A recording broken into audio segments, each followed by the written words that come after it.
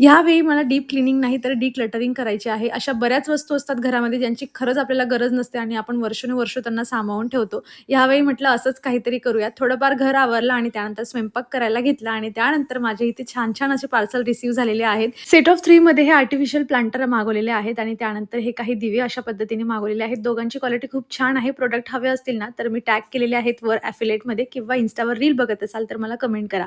आणि दुपारी बऱ्यापैकी सगळे कामं आवरून म्हटलं हे नेहमी माझ्या व्हिडिओत जे आहे समोरून दिसत असतं, एवढं दिवाळीच्या आधी क्लीन करून घेऊया.